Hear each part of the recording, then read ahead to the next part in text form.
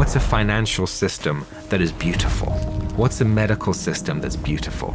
What's an agricultural system that's beautiful? I mean, I think we all have a sense of ones which aren't.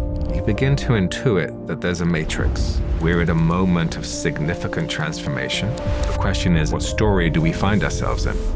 We started with rubbing sticks together to make fire, and here we are at a moment where we're about to release a fire, which is the symbol of AI, right, of artificial intelligence. It's going to reveal our imaginations to us. Which way are we going to choose to go? When we pull way back, I think the first thing we have to recognize is that our story as humanity is woven into the story of our beautiful planet. We are part of a much larger system. We're not alone. It's the sense of separation that makes it so difficult. I think the world's going to get kind of interesting. It already is. It's more and more by the day. Yeah.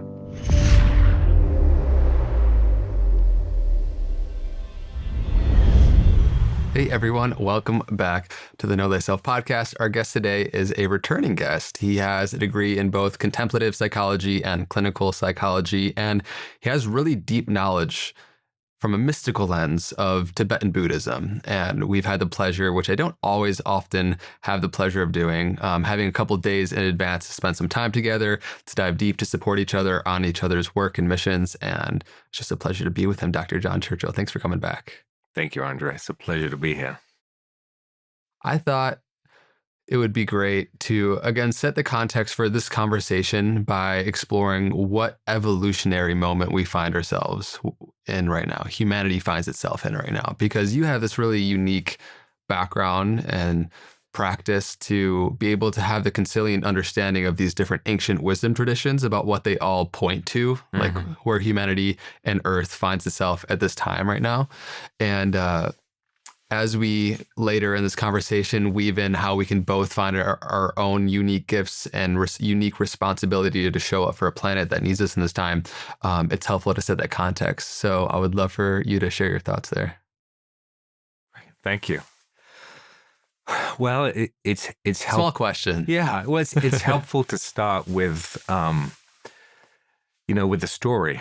I think it's story is one of the languages of the universe. Like there's a language of mathematics, there's a language of physics, and there's definitely a language of story. So the question is what story do we find ourselves in? And when we pull way back, I think the first thing we have to recognize is that our story as humanity is woven into the story of our beautiful planet. So whatever it is that is occurring to us, we are part of a much larger system.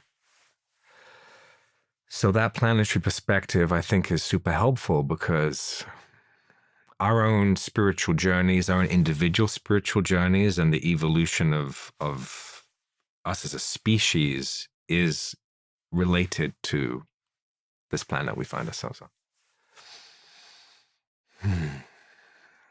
Clearly, we're finding ourselves in some kind of moment of transition. No? Is that your sense?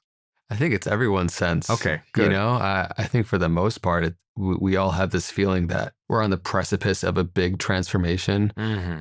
And in some sense, it's never been better. And in some sense, it's never been as worse in terms of like the mental health pandemic. And right. I think we could all agree that we're in a moment right now. We're in a moment. Yeah. We're having a moment. Yeah. So that's really helped just to hear from you that's like, yes. So clearly, if we look at the symbol, the big symbol that's in front of us right now, which is the symbol of AI, right, of artificial intelligence, which is a symbol of, in many ways, humanity's tool-making capacity. Right? We started with rubbing sticks together to make fire, and then we've used fire for however many cycles of time it is. And here we are at a moment where we're about to release a fire, right? So it's helpful. I think it's helpful to look at it through a mythic lens. And by that, I mean the kind of what's the story here? Well, the story of this fire is that we're at a moment of significant transformation, that the humanity is asked to evolve from one state to another state. And if we look at all of the various wisdom traditions, they all point to an end of time. And I don't mean that in a kind of the end of the world, but I do mean it in the sense of an end of a world, because we've been living inside a time. And as I said to you the other day, there's no way that 30 years from now, AI is going to think that living in the Gregorian calendar is like a really well harmonically designed way of bringing humanity into relationship with the cosmos. So we're at the end of a time. And my sense is if we look at that psychologically and metaphorically, it's a psychological judgment day, if you will, for our civilization, meaning which way are we going to choose to go? Because we have this amazing tool that is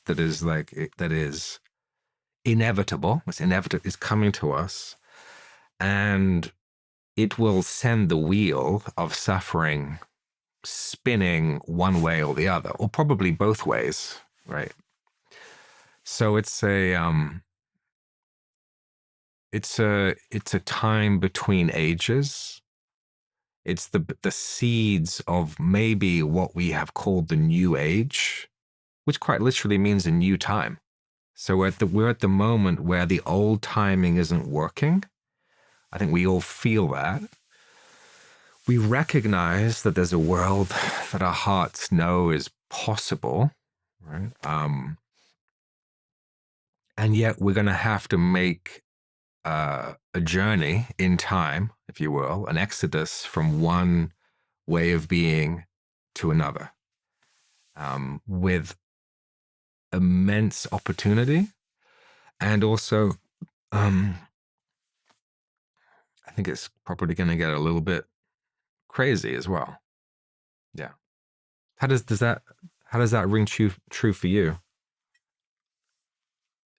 It feels like any system goes through its own evolutionary process, and it's easier to see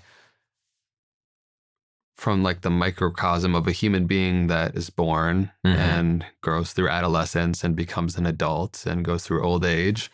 And there's a timing to that. There's like an evolutionary process that you can observe. When it becomes this big complex system, you know, while you're inside of it, I think it's harder to gain context for where it's at. But I think I wanted to start here because it helps frame the place we find ourselves in. Sure. And then it asks, you know, it begs the question, what do we do? What to do? Yeah, what to do? And I just know that there are many themes and questions that I personally ask myself that I'm sure our viewers and community also ask themselves, of like how to best, most effectively use and make use of the gifts that God has given us individually and our unique skill sets and our unique capacities to show up and, you know, feel the responsibility of the time that we're in. Right. And so I'm just curious if you had one perspective shift you would love for our listeners by the end of our conversation to have. I think we're being asked to make a significant shift into a world of love. And by love, we actually mean a developmental state. We mean actually a developmental stage. You could say there's a developmental stage where love comes on in a really major way. And that along with that love comes a depth of wisdom and intuition and synchronicity that is trustworthy. So I think what I'd love to leave our listeners with is a sense that there of where to discover what is trustworthy. Where do we discover what is trustworthy within us, where we can find refuge and sanctuary, and from that place then allow ourselves to blossom in amidst all of the uncertainty that's going around us. And that having confidence that that's actually the macrocosmic process that we're going through as well. That each of our own little journeys to our heart and to a deeper sense of interdependence is what we're being asked to do individually and as a species. And if we do that, if you do that, then you're going to move in the direction of destiny and away from being caught just by fate. Mm-hmm. Jung is quoted in many different flavors and contexts saying that if you don't make the unconscious conscious, it will rule your life and you'll call it fate. And I think what's really powerful about your understanding, your teachings, and kind of multidisciplinary approach to understanding the human developmental process is that it reclaims a sense of sovereignty and ability to help people where they are at along the journey, and what are the things that need restructuring in our psyche, what are the parts of us that have not become individuated, and then building up of the higher centers as well. And so last time in our last conversation, I love how we went through the sort of 7-person perspectives that we kind of grow through. And as you like wake up to the world that's happening out there, which you can't avoid, nor would we want to, but it's in front of our face every single day, and we ask ourselves what to do. A big part of it is to actually reconcile the division that we have internally, as then you'll be most effective doing that externally. So shall we start to make our way through the 7 stages? Through 7 stages? For sure. Yeah? Yeah, that sounds good. I was thinking this is more now the 7 stages of the heart mind itself. So kind of going inside those 7 stages a little bit deeper. How would you describe what like the heart mind is? For people that don't know that term, what are you referring to there? Well, so in the East, in the Buddhist tradition, they talk about this term bodhicitta, which Bodhi means awakening and chitta literally means mind. But as you know, in India, mind is here, not here. So bodhicitta means awakening heart mind or heart seed. And it's basically comparative to what we would call Christ consciousness. Right? So the heart mind is referring to the first split that we have suffered from. So for whatever reason, we look back into mythic time, and frankly, who actually knows the causes? But we've experienced a split between our intelligence from our knowing capacity and our feeling capacity. Right? So even in our culture, in Western civilization, there's a kind of split. But as you know, whether it's all the indigenous traditions, from Native American to Druidic to the Vedic to the Chinese, Mayan, heart and mind are synonymous, right? So the first thing to recognize is that. And so the birth of the heart mind happens somewhere along our evolutionary journey, because all of these wisdom traditions, there isn't one wisdom tradition, in all honesty, that doesn't consider some kind of reincarnatory or that we're on a longer journey than just a single lifetime. From the Gnostic or mystical roots. From the world's esoteric perennial tradition, right? Because people would say, of course, Islam, Christianity, no, but if you go down to the mystical Sufism or mystical Kabbalah or Christianity. Yeah, for sure. Like They see life on a continuum. they see life on a continuum, which means, and there's also a perspective in those, an evolutionary perspective in those traditions of consciousness itself slowly evolving from matter, right, from rock, through the plant kingdom, through the animal kingdom, through the human, and so forth. So that kind of sense of progression, which, I mean, now with the insights of quantum physics, this idea that consciousness might be like a fundamental, the foundation of reality, it isn't so far off. So at some point in that process, we might say, consciousness begins to become aware of itself in a way where it no longer experiences itself as being separate, but begins to like open itself. And so, right, in the Christian mythos, that's like the birth of the baby in the manger, right? The birth of something in your heart that extends itself beyond yourself. And quite honestly, you can see that even in certain animals. Like, I have 3 dogs, and clearly these are souls who are, their bodhicitta has awakened, right? Obviously, they're not a full Buddha, but they're in that process. Like, you can see the light in their eyes, the joy in their eyes. So what we mean by the heart mind is another way of putting it is the soul, right? So the soul, the individualized unit of consciousness that slowly blossoms through loving wisdom. So it's important to recognize that last time we talked about 7 stages of development, but development doesn't necessarily mean that the heart is developing, right? So you can be quite sophisticated and still be significantly selfish, right? So when we talk about the heart mind now, what we're going to talk about is, let's say, how beauty, goodness, and truth unfolds, not just how development happens. Does that make sense? Yep. Yeah? Yeah. Yeah. Hey guys, a quick share. I have been loving this company, Momentous, for their rigorous testing when it comes to the purity and efficacy of their products.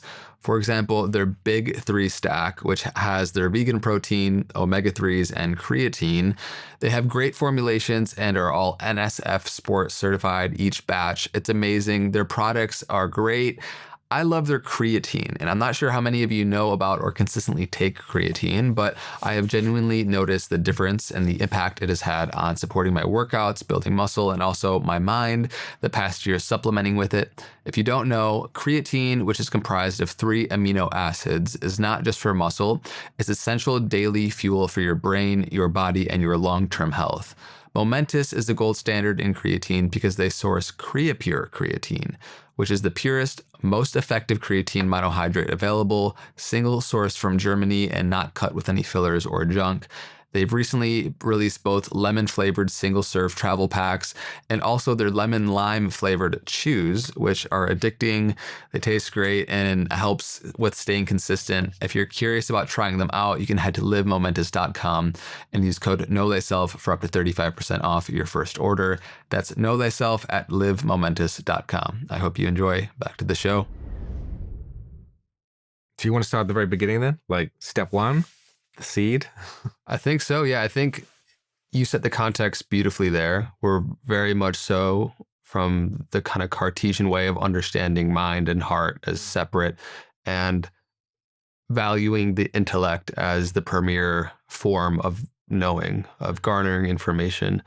And what you're speaking to with the heart mind is like, okay, the blossoming of knowing that is beyond just the intellect.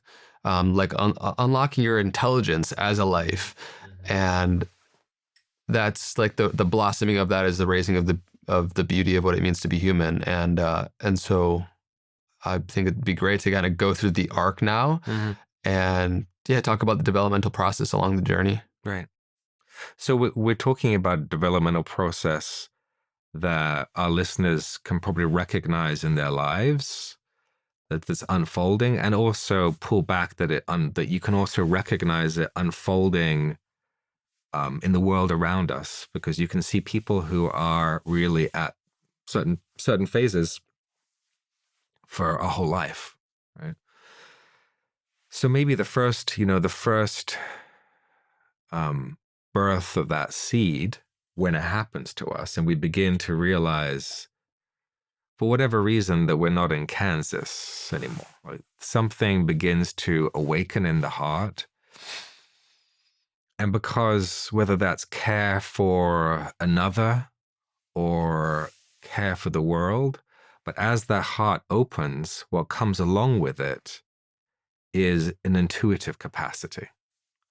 So when we talk about the heart mind, we're also talking about a form of intelligence that isn't causal, that isn't a thinking kind of intelligence, but is a direct intelligence, direct knowing. So when the heart begins to open, the very early stages, you begin to get an intuition. And if we use the common language that our culture has developed now, you begin to intuit that there's a matrix. Like you begin to realize that there's something going on. You don't know what it is, but the story that you've been told about what's medicine, about what money is, about the whole story that you find yourself in, something begins to not feel quite right. And that's also, so the world begins to get rocked a little bit. The world that we've been told, what the world is. And this is where, when that happens, people can begin to have a susceptibility to conspiracy, because in fact, conspiratus, yes, like there is something going on. However, because what happens now is a journey of not knowing, it's difficult in the beginning to handle like not knowing, and so the mind wants to grab onto the kind of what an alternative truth might be, which of course, as once you hold on to, then you've created another matrix, right? But that first phase has to do with, in some ways, waking up to the sacred dimension of your body, of matter, of realizing that spirit is real, that the sacred is real. And often the first thing that you realize that is sacred is your body, because that's kind of where you're at. So we become aware of what's good for our body, what food to eat. We begin to intuit like, oh, maybe these medicines that are being pushed on us, maybe they're not medicines, maybe actually they're poisons. So that whole journey of taking care of the body, right, taking care of your health, starting yoga, going to the gym, drinking your green juice, right? So that it can look like that. It can also look like kind of attacking the system, if you will, on a physical, like this world is not right. Being an activist, if you will. So that's the first, like, step one. The seed is beginning to sprout. The next phase, if you will, is when that process, as the heart begins to open more, it begins to open into our emotional body.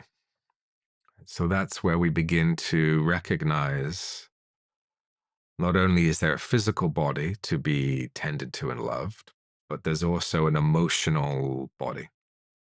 And then along with that can come access to what some traditions will call the astral. So this is the phase where therapy, psychedelic work, sexual healing of all kinds of the emotional body becomes super important. And I mean, I think everybody who's listening, we've all made that journey and the recognition, like, oh, I need to feel what needs to be felt. I need to come back to to process the kind of multi-generational trauma that I might be holding. So that's that whole second phase.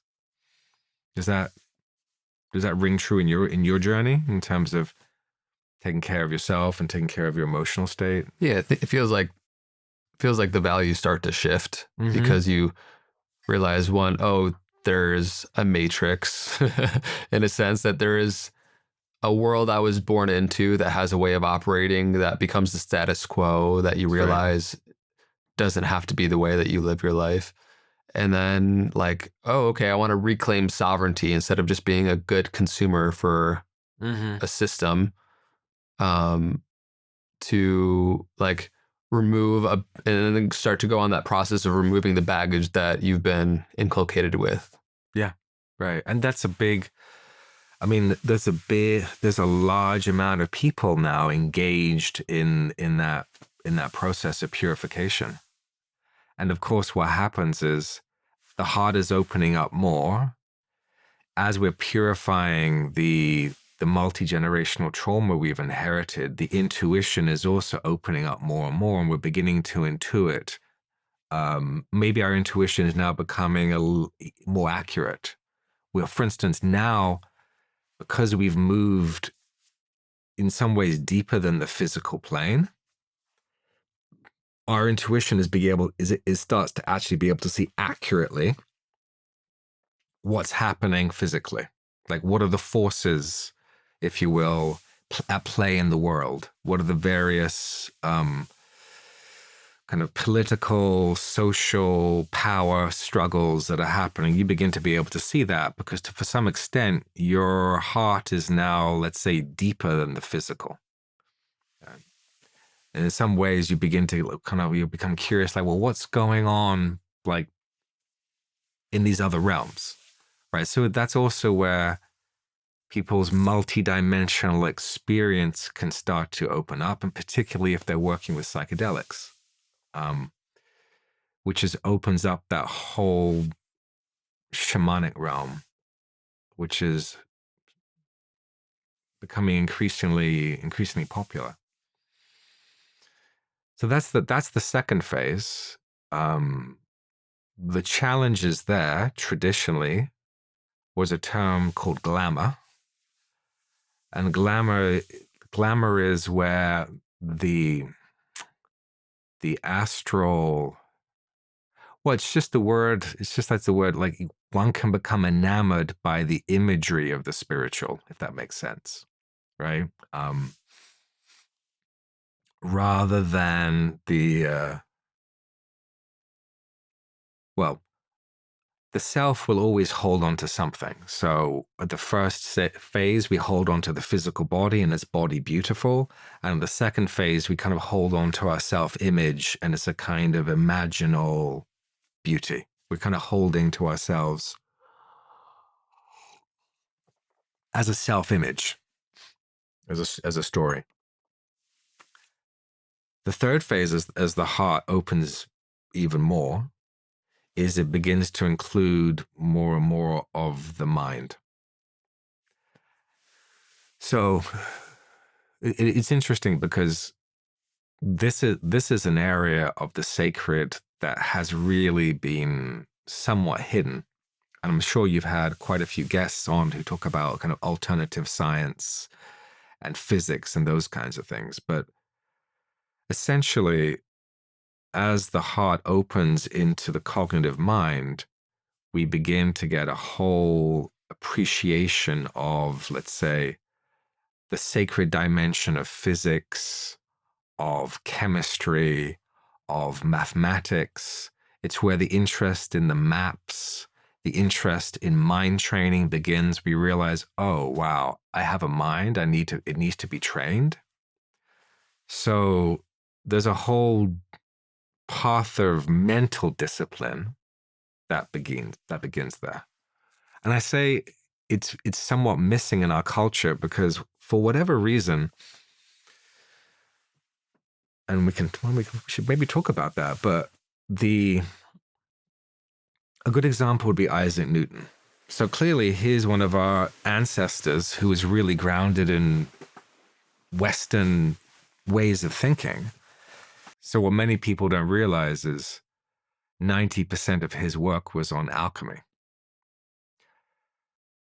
So just get a sense of what the academy, what the sacred academy would look like if the sacred had been part of the Renaissance and the Enlightenment for the last 600 years.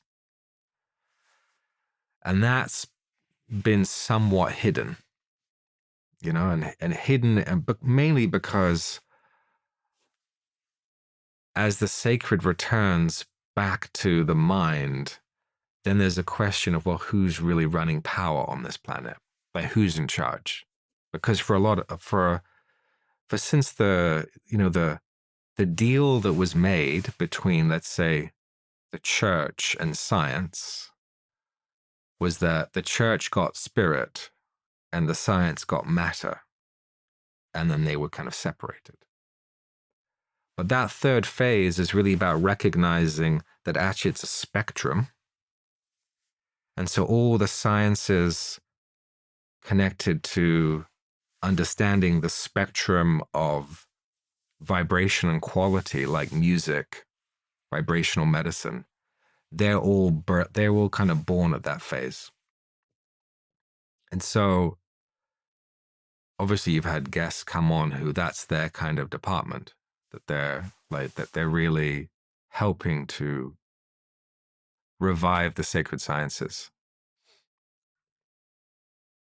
So that third phase, now for some of us who maybe we're not scientists, but on our journey, we enter that third phase when we realize, oh, I have a mind, and this mind is out of control, and I need to train it. So all the Patanjali's Yoga Sutras, the beginning of Vipassana practice, any kind of meditative discipline really begins at that phase. Okay, great. So you wake up, you realize we're not in Kansas anymore. You have your first initial pop into, okay, reality is different than I had the presumption of. Mm-hmm, mm-hmm. Then you start to go into exploring different modalities to reclaim your sovereignty, essentially. That's right. You begin your healing process. Mm-hmm. You begin to realize that there are other realms beyond this realm. And then you begin to realize, oh, I need to train my mind needs to be trained, because in order to go further, I need to have some kind of stability, some kind of, my attentional system is all over the place. You begin to have moments where you recognize there's something beyond your mind. So the heart mind is opening up naturally. So you begin to get experiences in nature or in relationship or doing kinds of practices where the mind drops away and you get a sense of ease and spaciousness and openness and love. But it's not sustainable. And so that's really when you realize, oh, I need to pick up a practice. So that's that third phase. And so much of the emphasis there is on training the mind and training the attentional system. The fourth phase is where, as that heart seed, if I use the language from Christianity, the Christian mystical kind of journey, that first phase is like the birth in the manger. So the birth of the seed begins to grow. The second phase is called the baptism, which is the waters. So the emotional waters are being cleaned, so to speak. That third phase is called the transfiguration. So you begin to get moments where you're transfigured, where you're experiencing, you have tastes of that deeper heart mind. It's not stable. In the Buddhist tradition, they call that the path of seeing. You get moments where you see. The fourth part of the journey is where you've begun to do your practice enough that it has enough momentum that you're beginning to able to shift from being identified with the mind to being identified with the heart. And what happens there is, in the Buddhist tradition, they call that the beginning of the path of meditation, not because you started meditation, but because now you're in a state of meditation most of the time. It's not that experience of love, wisdom, or of spacious ease is far away. In fact, you can bring it back in any moment in time. Now what you're doing is you're really walking the path of allowing that to mature itself in the world.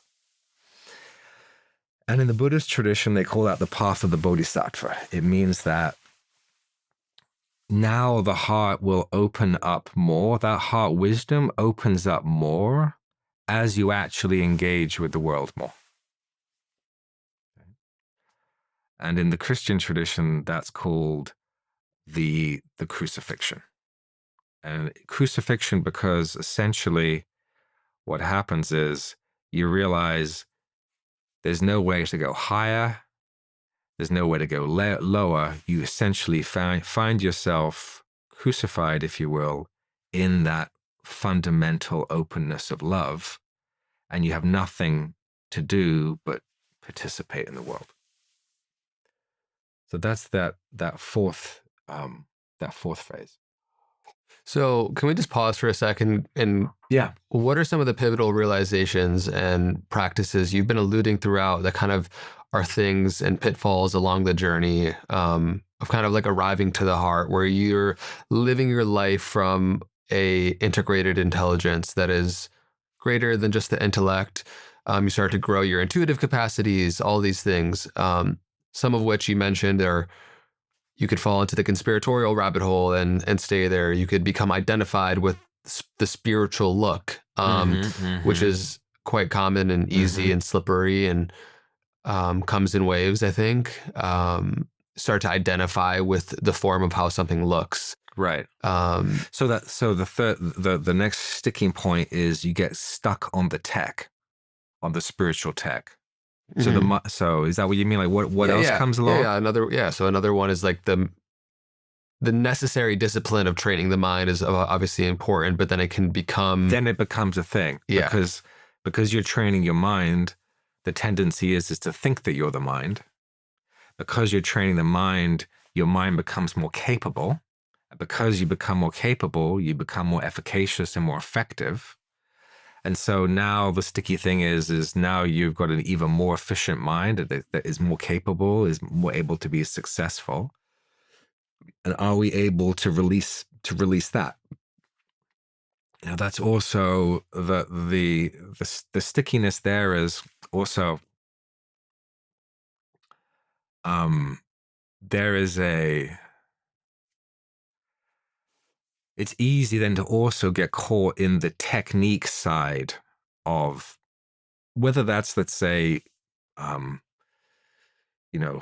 healing with sound, or whether it's like vibrational healing or healing the mind. There's a whole world of technical sacred sciences to be learnt and explored. And of course, that's a really important thing for work. Like some people, that's their work, but you wouldn't want to stay identified with the mind of that place. So that's the getting caught in the mind is super, super easy, particularly as it becomes an enlightened mind, right? The mind of light. So for all intents and purposes, it can look very spiritual, but it's still a thinking mind.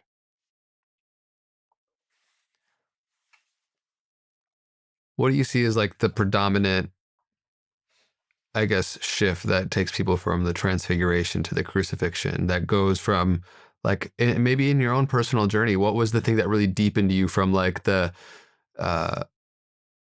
the attractiveness of the aesthetic path and the contemplative practices to like not coming to practices because it's what you think you ought to be doing, but rather your heart brings you there, and you're moving more from that center. So that really has to do with the heart itself. So in my own experience, part of that is beginning to realize that actually love isn't a technique. And so the more we begin to realize that the essence of the opening of the heart is it's relational. So to the extent that we begin to realize that the world out there isn't just a world out there, but it's a reflection of who you and I, who we are. So to the extent that we begin to see in the world the suffering that we see, the struggles that we see, to the extent that we begin to realize that we're not separate from that. And as the heart naturally opens in terms of compassion, as it opens, that interconnectivity opens up the wisdom mind even more. So what happens is the wisdom mind is now opening based on the depth of your feeling of interdependence and care for creation, for the world around you.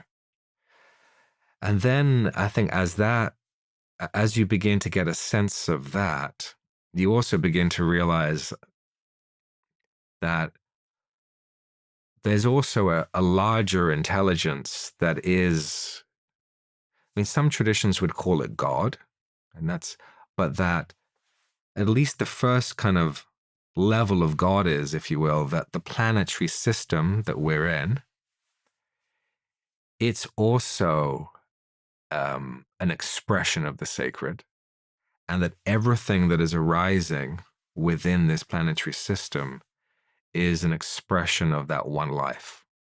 So you begin to, I think you begin to feel the one life and the one heart, and your intuition begins to guide you into service. So that's I think part of the service part of the path is how can you serve? And then things begin to open up it's a more of a natural process. It begins to become a little easier. It sounds like probably for the majority of people, and I'm assuming in your path, I think definitely in mine, the shift there is having the subjective experience of unitive consciousness, having taste beyond just the mind and the practices that open up the attentional system like you referred to. You experience like the interpersonal dynamics of the world and you feel connected to it. Yes. Yeah. So the unitive experience, which in some ways is not the highest experience, but what it is the one that we share the most. So that unitive experience of feeling that there is a field of love that binds and weaves everybody together, that it's intelligent, that it's trustworthy, and it can guide you. That I think that's like the birthing of a new level of GPS, of your GPS system for your soul. Start to be guided from a different place. You start to be guided from a different place, and you start to experience synchronicity in a deeper way. How does that change the relationship between you and what you think you want? Because I'm curious, like when operating from the mind, we proclaim all these things that we think are best for us. And often they're futile when compared to the intelligence of the heart and these deeper intuitive capacities that, life can actually unfold much more beautiful. And how do you differentiate that? I think firstly, identifying that desires from the mind can only be a recombination of past information or input. So I can only think I want something based off of being exposed to it already. So it's kind of in the known already. So there's some degree of not knowing and innocence in how the heart unfolds as opposed to the mind. Yeah. And there's a certain level of, when it comes to the mind, a level of, it's my own self-imposed genius. Like, this is the, right. Right. The mind thinks its own ideas are brilliant. That's right. That's right. So I think the difference between the heart and the mind here is that the heart's process, if you will, it's autopoietic, meaning it unfolds in a dynamic way, really centered in the here and now. And it can handle the not knowing, as opposed to the mind, where it tends to orient towards the past and the future, and it's building, as you said, it's building whatever it builds based on what it knows. So the future that wants to be born in this moment in time is going to be born out of the heart, if you will. And that means it's going to be born out in an emergent process where we kind of have to stay with the mystery and have a capacity to stay with what we don't know rather than what we do know. Hey fam, I get asked all the time about what kind of tea I'm drinking on the show, and honestly, not all tea is created equally. A lot of brands out there cut corners. Sometimes you're getting microplastics from the tea bags, or they're just low quality leaves that are not doing your body any favors. That's why I have been drinking tea from Pique Life. This is their pu'er tea, and I drink it almost every day.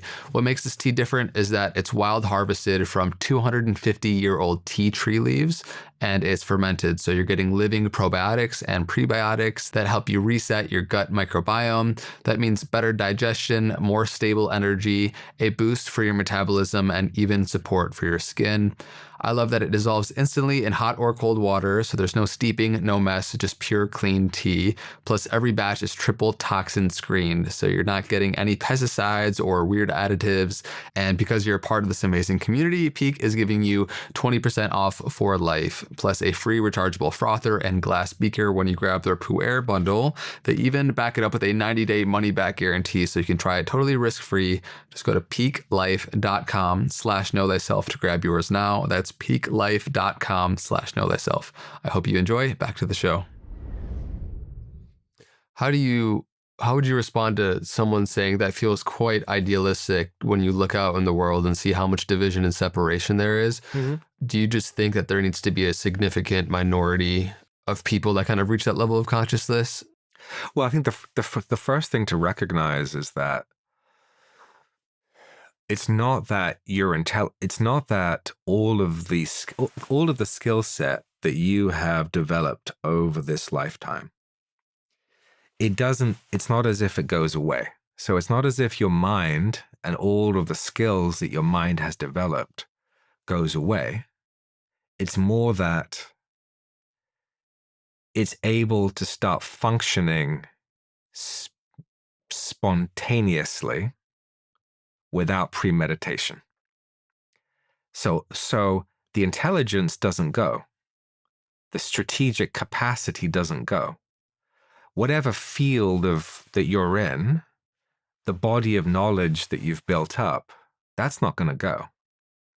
What's going to happen is your capacity for innovative knowing and innovative response is going to increase.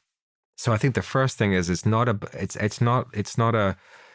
yes, at one level you're living in a deeper state of not knowing. However, what the mind is able to generate from that place is actually of a higher grade. I think you're more able to also just have the distinct knowing and perception of what desires or actions are being motivated from love versus fear, which kind of goes into the fifth stage, which is like acting and expressing with this deeper intelligence and yeah. So let me talk a little bit first just about this process is also a process of increased complexity. So the mind is also, we didn't leave the mind behind, the mind is growing. So it means that the mind now has more facets like a diamond. So as that diamond has more facets, it becomes more beautiful. So we can think of the path as having dimensions of truth and goodness and beauty. So like the goodness aspect has got to do with the depth of interconnection and the depth of relationality that opens up the love wisdom of goodness. The developmental piece of intelligence is related to perspectival capacity. We talked a little bit about this last time I was here. First person perspective, second.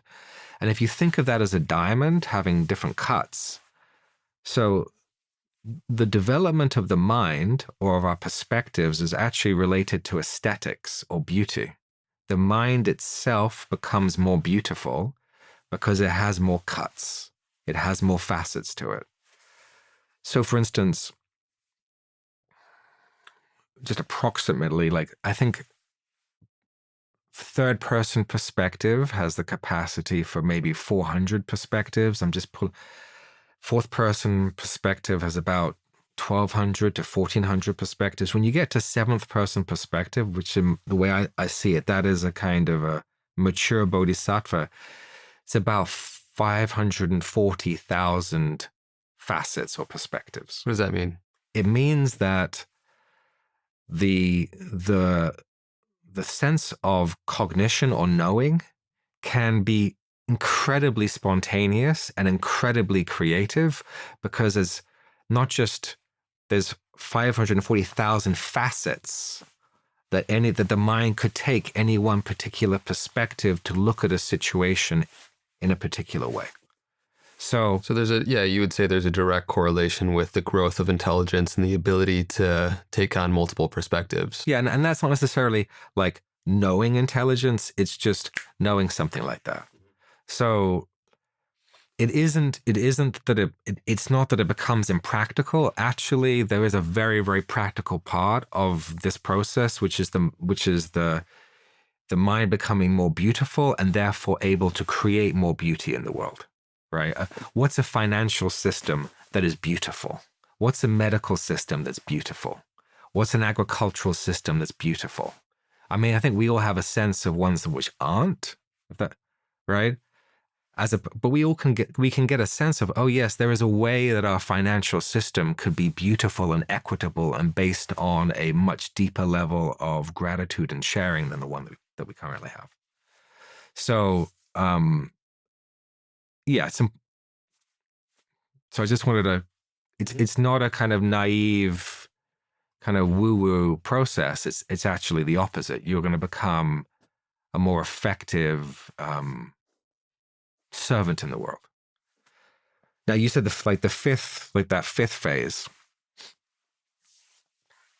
So to the extent that we are opening that heart mind and loving the world, we begin to intuit. This is where we begin to intuit that that your particular soul, so Andre has a particular skill set that you are apprenticing yourself to. What I mean by that is that at that fifth phase, you begin to realize that yes, you are a unique being with unique gifts. And those unique gifts, you didn't necessarily choose them, right? They're related to something that is authentic and archetypal. And whilst I might try and possess them, they actually shine through as a unique gift that you have to give the world. Each of us have to give the world, right? So to the extent that we begin to wake up to our archetypal identity. So you could almost say that this is beginning to wake up to your avatar self. Mm-hmm. Your own hero's journey. Your own hero's journey, and you're beginning to be able to actually, I think there's been a significant part of the hero's journey, what we've described thus far, but I think this is where you actually begin to see who the hero is that you're meant to become, right?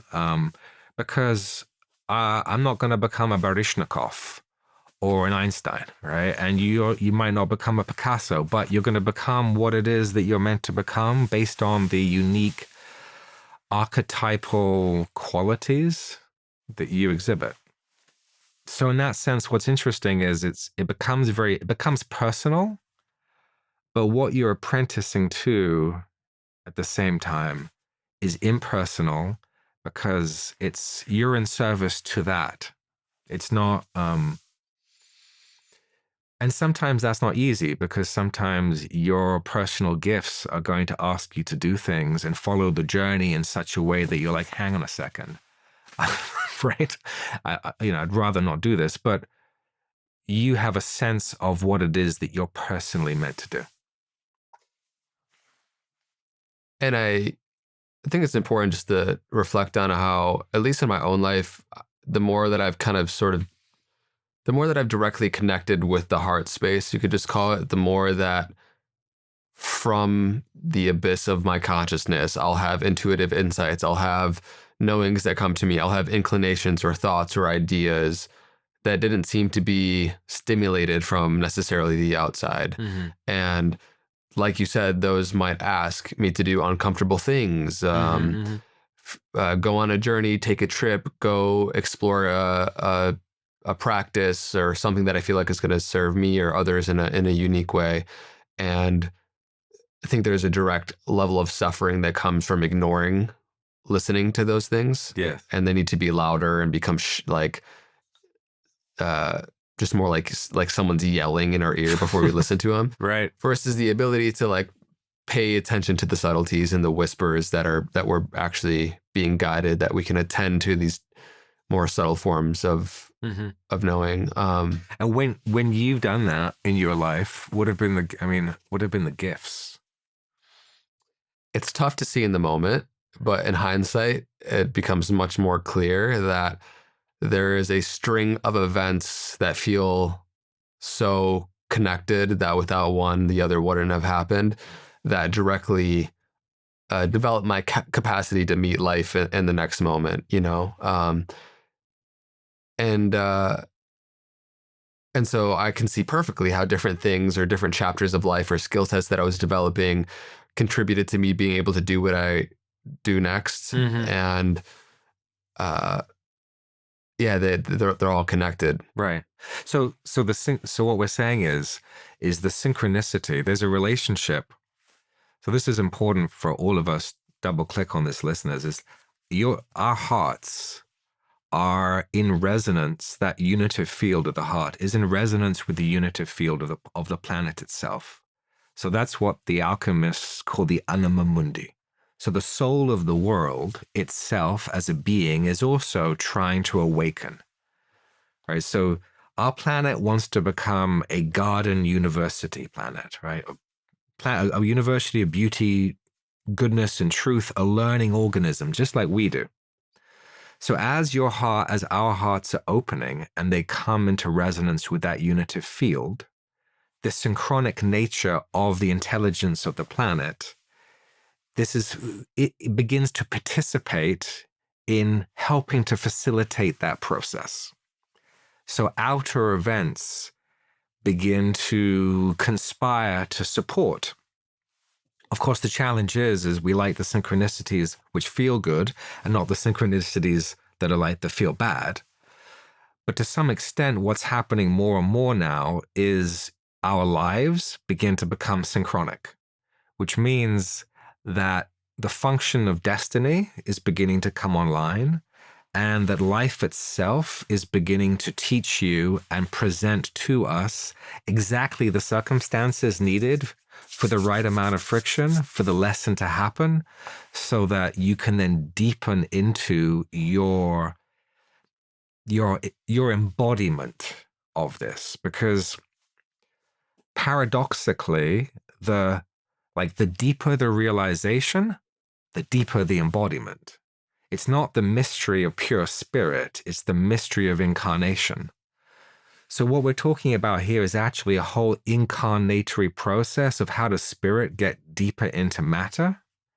And to do that, my soul and your soul, you need the support of the intelligence of the world and of your life to make that happen. So that's what begins to happen more and more. And to the extent that you say yes to the process, even if it's uncomfortable, then this next phase is really beginning to kick in. So that sixth stage, which in some ways connects to like a six-person perspective as well, like the deeper knowing, you just sort of start to appreciate the hero's journey that you're on, so to speak, and see that there actually is like your deepening of your perception and ability to see that there's a grander intelligence working beneath the surface, so to speak. Right. Yeah. Before we go to sixth-person perspective or that sixth phase, I think it's really helpful to just back up to the the narrative structure of this, because what we're describing isn't just our own personal process, but we're all doing this. So if you think about the heroic journey, the hero with the 10,000 faces, essentially what that is the archetypal description of how do we give birth to this new culture, civilization? How do we land it? So we went through first and second and third perspective. The third phase. At that third phase, you're really becoming a sacred warrior. Like that's really cooking quite nicely. And that third phase, I mentioned Isaac Newton, it's also got to do particularly with the sacred dimension of modernity. And by that I mean that you have a mind and there's a matrix out there and you have to somehow conquer it in some kind of way. And that process of that third phase particularly bakes in the individuation process. To separate yourself from being fused with the collective and to become a true individual. It doesn't necessarily mean yet that you've become your archetypal avatar self. That's that kind of fifth phase. But you've extricating yourself from the unconscious and from the collective enough that you've become an individual in this world, an individual personality. And that's really that's the journey that we've all been doing for the last 400 years, y'all. So if you're out there, we've done that journey. And most of the listeners know that part of modernity. In the heroic journey, the next phase of that fourth phase, the crucifixion, which sounds quite grim, or the path of meditation. But I think if we put it in terms of the story, it's we get to the village. It's like the heroes in the Avenger movies, you've been watching them, each of them individually do their own thing. And then suddenly it becomes the circle. Because in the heroic journey, the heroine, she doesn't get to actually give her gift until she comes back to the village. And the village isn't a metaphor. So it's not like you can just give your gift to the village when there is no village. So the actual, let's say, an important part of the heroic journey at that fourth stage is we need to build the village. We need to build the circle. We need to build the community. And I think most of our listeners recognize how important that is, right? That actually, I'd love to hear also your reflection on that the journey of kind of individuality There's definitely a chapter where it ends and you realize that without a we, this isn't going to unfold the way it's meant to. I think it's important to reflect also, like you said earlier, that as you grow, you transcend but still include the prior parts. So even though we wake up beyond the sense of just being an individual ego moving through the world, we are still a part of the greater whole. That's right. But it's just not our whole reality. Yeah, you're going to need that. Yeah, we're going to need it. That doesn't go. Your sense of being a strong. That phase of the hero's journey is about developing a strong solar plexus, like a strong sense of self, and that's also sacred. Like the idea that like the self should have like a wet handshake, when actually, if you read the great classics, they're classics of heroism.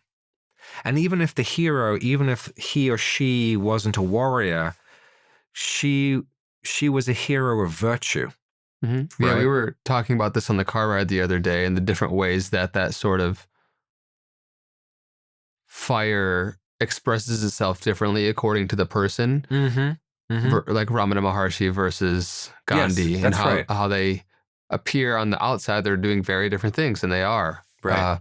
But the level of consciousness and stage of consciousness that they're tapping into is very similar. Yeah. So that third phase, the transfiguration is really about fire, like the sacredness of fire, right? And the fire, having a strong sense of self, that gives us the ability to digest experience. And as that fire gets stronger, that's what gives us the ability to digest enough experience for the heart to open into the circle.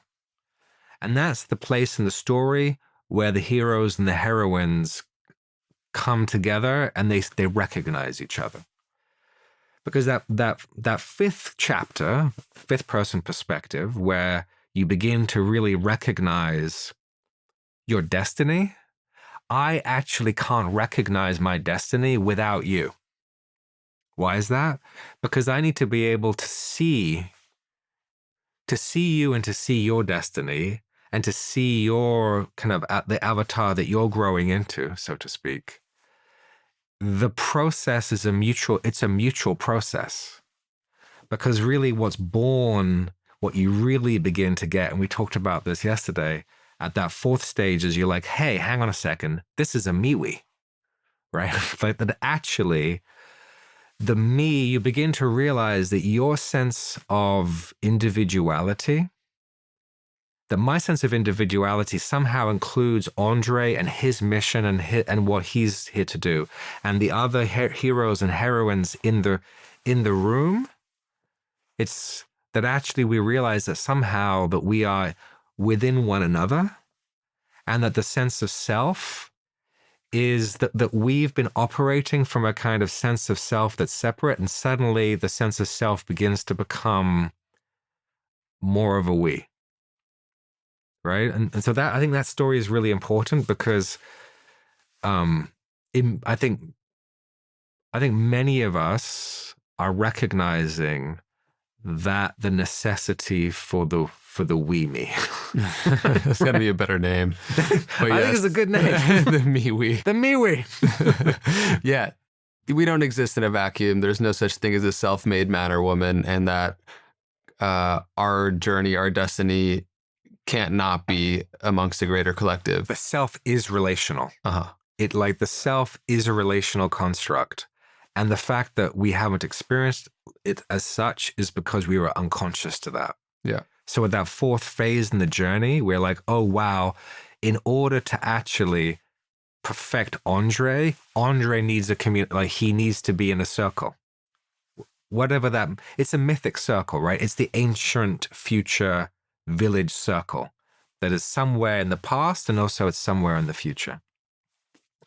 That helps that fifth phase, because to the extent that I know what it is that you're trying to manifest, to the extent that you know what it is that I'm trying to manifest and bring in, we are able to help one another. And of course, if we then move to that sixth phase of the journey. The sixth phase is related to so think of it this way.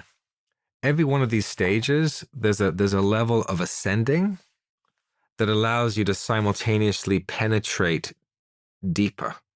So to the extent in that fifth phase, if you will, that you're able to ascend and begin to recognize your archetypal dimension, like the hero that's wanting to be born, then you're able to inform that into your personality structure. So there's a kind of like recognizing a soul form and then helping bringing that into your sense of self. Does that make sense? It's a higher and lower simultaneously. The next phase, that's that sixth phase, the insight goes deeper. So let's just, at that fourth phase, we begin to experience a unitive field, a field of love, a field of deep interconnection, a field of interdependence, the field of Christ consciousness or the Bodhisattva, however you want to put it. As we then kind of mature and we start to individuate into that, at that fifth phase, we become this archetypal self, this avatar, and we're beginning to like press that into matter. At the sixth phase, we begin to, let's say, go even beyond the soul or the avatar self, and now you're beginning to clearly recognize your identity as clear light. So there's a difference between clear light and the unitive field. That's like the difference between love as a warm ocean and an ocean of light, of like pure clarity. And here we're beginning to make a transition, if we were to use Western language, from soul into spirit, right? So spirit is now is what the Buddhists call clear light mind, right? It's like, and one's sense of identity begins to include this clear light mind that also does a number of things. It bakes the archetypal self deeper into the body mind. So the sense of self is becoming even stronger now in a good way, because that archetypal identity has now light shining through it. And it's becoming even deeper embodied. The body is beginning to feel like, oh, maybe I am a superhero. And this is where you begin to have people who can do extraordinary things with their body, like, extraordinary capacities with their physical body. That clarity of insight allows a much deeper penetration into the suffering or the trauma that's still stored in the body, particularly the trauma related to like the depth of emotion, like the depth of emotion, and particularly like the depth of fear, right? Because fear clearly is something that keeps everything contracted. So clear light mind is able to penetrate even deeper into the waters. And so there's now an even deeper level of transmutation of the emotional body by spirit. And that then just leaves like one more step. I mean, unless do you have any questions about that? No. So the last step after that would be? Well, so essentially, the last step out of that is you come out of the light. So the thing about the clarity of that light is the clear light is so bright, it can, how would you describe that?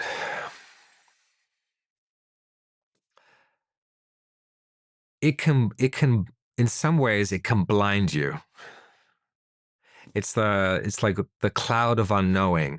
The light can blind you to the extent that all you see is spirit. And so this is where and often, of course, these are the teachers, because now we're getting up to, let's say, 10th, 11th grade of high school. So we're talking about mature souls. Not all of them are teachers, but generally they'll probably be teaching, because, that's a gift. So there will be a tendency for an emphasis on the non-dual spirit, and that's it. Like just pure spirit. Because it's so bright that in some ways, some of the details of the world and the complexity of what's happening get lost in that, right? The last phase, if you will, it's like when you hit the crown, because there's an energetic journey here we're describing. Essentially what happens is your realization becomes holographic, which means that rather than just pure spirit, you realize that you are the whole. So Christian theology, that's called the logos. Like the word. You realize that you are the word, that you are the whole. And so the whole world, you recognize that now the whole world is arising within you. And that includes both pure spirit and all of the realms, including the hellish realms as well. So it's like you come out of pure emptiness into form. And this is where they say in the heart, this is like the depth of the heart wisdom, as they say in the Heart Sutra. Form is emptiness, emptiness is form. Or they would say Keta is in Malkut and Malkut is in Keta. Pure spirit is in matter and matter is in pure spirit.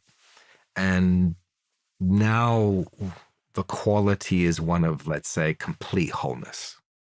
And of course, that doesn't mean the journey is ended. In fact, that's like the beginning of a whole nother journey, if that makes sense. But clearly, our planet, clearly we're in middle school on this planet.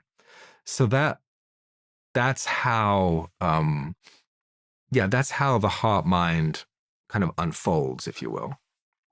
And we can look at it energetically. Like that first phase, the first center, second phase, the second center, third phase, the third center, sense of strength. And then you get to the heart, right? Where the circle is, so to speak. And then what happens is from that point, the next phases are, because the heart field is cohering your experience, as it goes higher to the throat, it goes lower to the solar plexus. So archetypal dimension at the throat, sense of self in the solar plexus. As it moves up and really opens clear light mind, it descends even deeper to the second chakra. And because the second chakra is particularly resonant with the astral plane, that's why there can be a tendency of being blinded, because the light here is reflected down and everything just becomes light. And the various traditions have name for that, like Zen sickness, or it's just you're lost in the brightness. And then finally, the heart gets to the crown, and then it gets to the root at the same time. And that's where you get the rooting and the flowering at the same time, which is then that journey of like the heart opening itself up is kind of come to completion.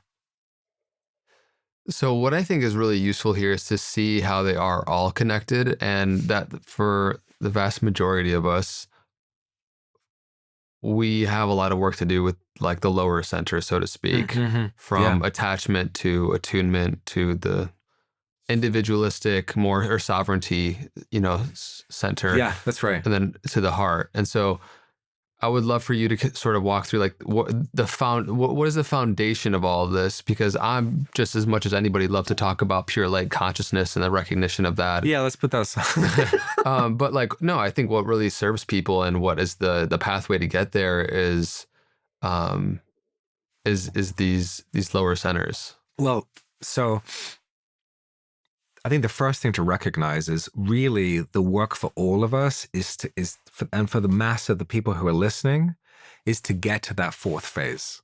That is, the transition that's happening on this planet is a transition from the fire of the solar plexus to the heart. So that's like, we don't want to, what I often tell my students is actually overshooting is undershooting, because if you overshoot, what's happening is probably you've stumbled into a class that wasn't meant for you. And that's, of course, we all have that tendency of wanting to get the highest teachings, but actually the highest teachings don't help, because what's really necessary is the teachings that are like going to speak to you right now.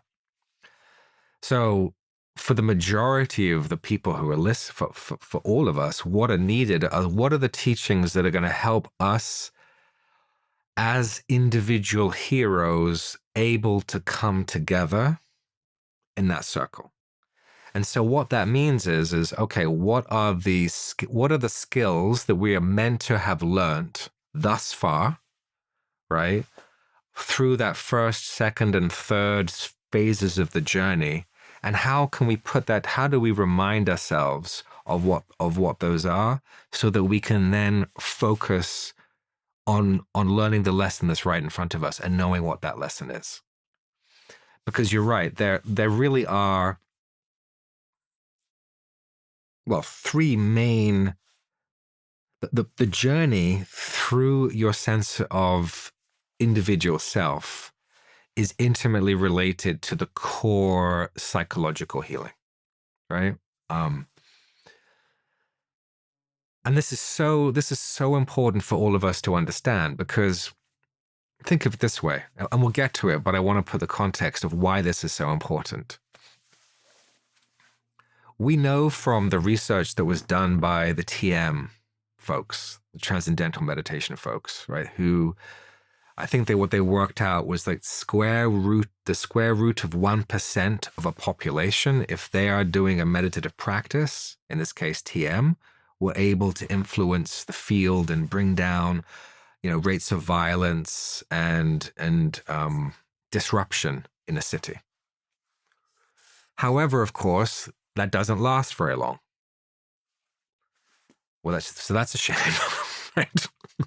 Why doesn't it last very long? Well, because what's happening is those contemplative practitioners are opening up higher states, and those higher states might pacify us, but actually they don't relate to the actual transmutation and transformation that needs to happen in the population, and so it doesn't stick. So if we want to see a significant transformation on the planet, we have to understand what is the band to dial into, that if we expand on that band, it actually has something that can catch fire and actually burn. Because high up in those higher reaches of higher consciousness, there's nothing there. We actually need to transmute this trauma that we carry. So the meditative practices that are designed to transform and transmute those lower centers, the lower parts of the psyche, if you will, are actually, at this moment in time, more important than like the higher practices. Because if we get those right, the world actually changes. Yeah. I think the alluring thing too is that the more advanced meditation practices and whatnot are alluring in the sense it's like there's a sense of specialness around them. Sure. And a lot of the desire to calm the mind and take up practices that would be supportive to like clearing out mental chatter. I would just love for you to speak to like largely we're going, it's an uphill battle if we haven't resolved our attachment system and our nervous system regulation. That's right. A lot of the things that we would struggle and strive for and different practices could be resolved. Yeah. So the first thing to understand is that we're at a unique moment in terms of the development of practices, because every practice was designed at a specific moment in time for a specific population based on what the designer of the practice, because these practices were designed, they didn't flow down, but with elephants on wings and appeared. They were designed by human beings. So nearly all of the contemplative systems that we know of were designed for a different time, if you will, with a different population in mind. Often they were designed for the elite, or they were designed for people in monastic environments. And the thing about the monastic environment is basically it just leaves the lower centers alone. So let's not get into that, right? And so if you don't get into that, then you can start from that place and go up. However, all of our listeners, you, me included, we are doing this in the world, in relationship. And so we have to, there's a need to design practices that address the challenges that we're facing. Which are? Well, so as you're pointing to, so the deepest sources of suffering are related in humans to the dysfunction of our attachment system. This is like the earliest early childhood injuries that are like inherited, so they're multi-generational. I mean, it's not our parents' fault because they've inherited this kind of this momentum of trauma. So if we don't address those traumas, that's what's disturbing the mind. So either we have to address those, or we have to leave the world, because if you leave the world, then they begin to quieten down. And since we can't do that, we have to do practices that directly work with that attachment system. Like so the fundamental function of the attachment system, the first thing is to give the infant a sense of security. Right? So to the extent that you and I don't feel, our listeners don't feel safe in the world, what happens then is the factory settings get turned on survival, and then it's very difficult to do anything creative because we're actually in a kind of fight-flight response, right? So the function of the attachment system is for the infant to be first physically held and supported by the caregivers. And so when you and I experience that being held, well, I mean, tell me, what does it feel like to be when somebody holds you? What do you notice happens in your nervous system? When somebody holds me physically, when you're physically held, other than pure terror, pure frightening.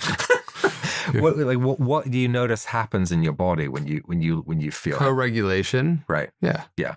So literally in terms of matter, like literally being held gives the nervous system a sense of support that is internalized as a sense of trust. Mm-hmm. Parasympathetic response, relax, chill out. Right. Relax, chill out. Exactly. And I mean, it's terrible to say, but when they've done experiments with baby monkeys and they've taken away like something for the baby monkey to hold on to, the baby monkey dies.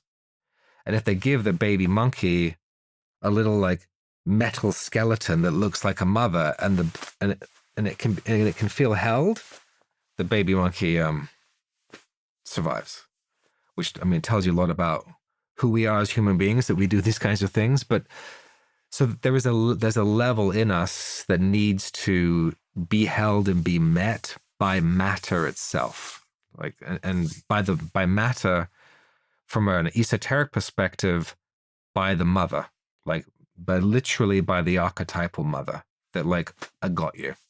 How much of the distracted mind that plagues so much of contemporary culture is directly? I think all of it. I think all of it. My sense is so much of what we call attentional deficit disorder is the effect of multi-generational trauma on the attentional system. Because the attentional system, if it's not safe, right, it's looking to see where there's a source of threat. And the truth is if that's happened for generations and generations, you might not necessarily have experienced anything threatening, but you've inherited the lens of being threatened. Yeah. That's right. And so the body develops that, and then you add the matrix dimension of the attention economy, right? So now, if we were to create a kind of a story, we would say that these devices are sucking our soul energy, right? You know what I mean? Farming our attention. Yeah, and that actually, so the ancients would say that your attention is your Atman. Your attention is your soul. So when you're actually doing this with your device, your soul energy is being fed into something. So it isn't just the attention economy. There's something else happening that is kind of pulling us out of ourselves. So multi-generational trauma, scatteredness, so much of that comes from a lack of just matter itself, right? Being grounded. So that is internalized as sense of support. We talked about this last time. Then the next layer of that is got to do with attunement, and attunement is a little different. Attunement has to do with if you're holding the infant and you're providing a sense of security, and you're on your phone. What that means is the physical level of the infant is taken care of, but not the astral body, not the emotional body. So the emotional body of the infant wants to feel felt. It wants to feel mother, the matter. It wants to feel matter at the astral level, which is what? It wants to feel that it is loved by the parent. Would you not just say the emotional level? Would you just say the emotion? It's not felt at the emotional level? Not felt at the emotional level, okay. Exactly. Yeah. So it might be felt physically, which is better than nothing, but the infant isn't experiencing themselves as feeling felt. Yeah. Right? So if you had the vision, you would see the mother holding the child, and you would see these little tendrils, these mycelial tendrils of tenderness extending from the mother's heart straight into the child's nervous system, and just feeling and modulating the infant. Of course, when my attention has been stolen by my device, those tendrils aren't there. And so, to the degree that you and I received that, those pathways through me are pathways that now, as an adult, I can use to attune to my own nervous system. Right? So, attuning to my own nervous system in such a way that you feel felt in a deep way, which allows the whole sympathetic system to come down even more. Right? The more it comes down, the more the attentional system becomes more and more stable. In some ways, you can look at these related to these phases of the journey. Like that first phase of the heart-mind was related to the physical body, and like learning how to physically manage your physical body so you felt physically safe in the world and grounded. That second phase of the heart-mind, as it moves into the emotional body, the fruition of that ideally is when you have mastered to some degree attunement. Because all of therapy, so much of the therapeutic process itself is learning to have enough capacity to feel what needs to be felt and to be able to stay with your experience. And then that leads us to the third quality, because both of those are young. Those are pretty young qualities. If you think about the sense of self,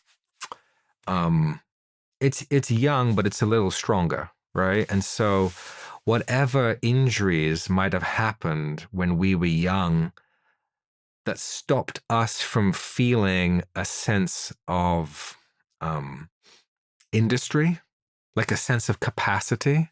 You know, like little Andre running across the playground, like woo, like that. You know what I mean? Like whatever stopped, whatever stopped that from happening, and whatever suppressed your fire, so that then as you grow into an adult, it's difficult for you to be as full of an adult as you want to be. So I think of that as like the fire of desire. But not the fire of desire that distracts us. It's the fire of interest and the fire of curiosity. It's the innate kind of fire of passion of a child that is excited and curious about the world. It's also partly due to the child a little bit older seeing that mum and dad feels passionately about them and passionately about protecting them. So if you feel that somebody is like protecting you, you know, you're 5-6 years old and your dad is like, hang on a second, that kind of quality of like, oh wow, boundaries, I'm worth protecting. When that's internalized, it's internalized as a sense of sovereignty, which is really like that third phase is about sovereignty, right? Like being a sovereign sense of self, that it's okay to be full in whoever you are as a sense of self.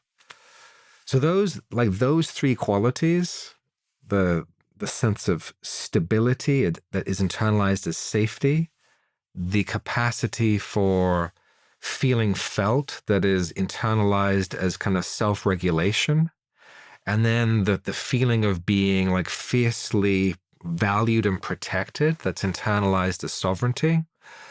When those three are internalized, then the heart opens naturally because it's kind of fulfilled the lessons that it's needed to fulfill, that it can open itself up and at the same time feel safe and attuned and protected in a world that is, that is, you can't be too naive, right? You can't, as you said, you can't just open your heart and think that everything is necessarily going to go okay. You have to bring all of those skill sets that you have learned through those other parts of the journey. Otherwise, if you open your heart prematurely, well, I mean, what's your sense of what happens when people do that? I like to look at the analogy of nature and think of a tree who's started to sprout, grow into a sapling and develop a trunk and start to build branches and has a sense of self. Yes. And has yet to bear fruit fully, you know, which you could say maybe is more in the heart space. Yeah. So I think there's an appreciation of the developmental process. And even though you refer to these earlier centers like attachment and attunement as sort of earlier stages of development, which they are, in a society where things are drastically underdeveloped, they seem like superpowers just to be regulated. You're absolutely right. And also to walk into spaces and to be able to be attuned to other people's emotional landscape because you're not so preoccupied with your own neuroses in a sense. And that seems like, and you know, it feels like a superpower when it's not so prevalent. Yeah, that's right. But yeah, we were speaking to this also earlier. Yesterday, I think, just how these higher understandings or practices to be put on somebody who hasn't developed to a relative degree these first 3 centuries is not going to. It can be cruel in a sense. Yeah, that's so. Yes, I mean that's why I spent. So my own journey was kind of recognizing this maybe 30 years ago and then asking myself, okay, we need to redesign these contemplative practices so that the highest practice simultaneously addresses the lowest. So the way that I described it is actually like the taking care of the root. When you take care of the root, you actually take care of the crown, because they're actually in resonance with one another. When you take care of of the deepest sense of security, actually, the psyche is willing to open itself up completely. Just like if you look at a fruit tree and you see it's bearing sour apples, or the leaves are a weird color, it's actually not an issue of the leaf or the apple, it's of the root. The root. The root and the fruit. Yeah, that's right. Yeah, connected. That's right. So we can redesign contemplative practices so that we can open up, they can be redesigned harmonically, which means an appreciation that that as you simultaneously develop a sense of safety and attunement, it can release those deeper parts of the psyche that have been caught there. And because the subtlest parts are caught in the youngest parts of the psyche, if we take care of that, actually what happens is the highest parts begin to open up.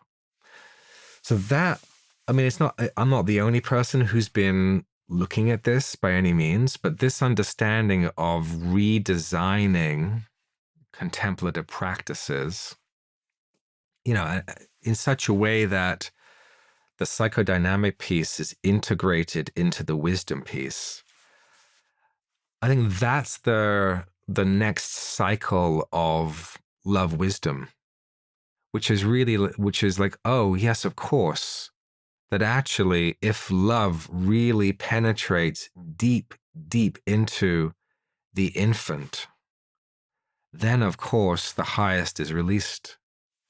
And so in some ways, I think what we're discovering here, or rediscovering, is like it is like the essence of all of those traditions. There's always a few great mystics, the Rumis, or the Longchenpas and the Dzogchen tradition, or the Christ, or the Buddha. But understanding how do we make that accessible to everybody? And I think part of that is related to this understanding of these early childhood dynamics and their relationship with the deepest parts of our soul. I like to say sometimes to my students that I think Jesus was the Christ because his parents knew that he was.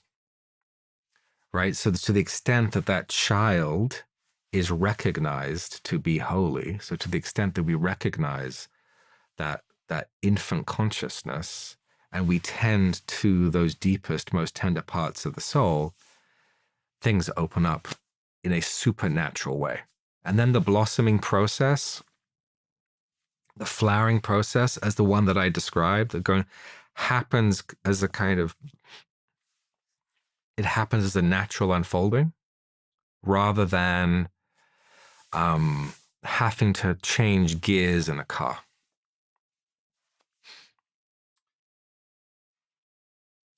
I think as you have experiences related to more of the higher centers, you also see that love is a sort of intelligent field that you're returning to, that kind of exists and unites the whole. And so it is both, it feels like the developmental process, both a building up and also like a returning to. And now that we've sort of, we've gone through the 7 stages and an emphasis on the lower 3 to build into the higher 4.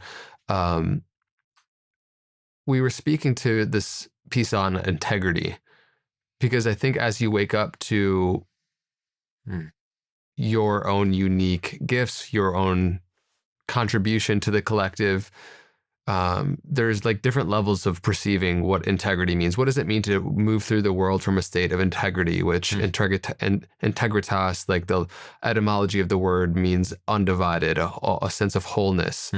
And that's something that I think has been a big theme and desire in my life, and is important to reflect on. So how would you describe the feeling of it? How do you know when you're in integrity?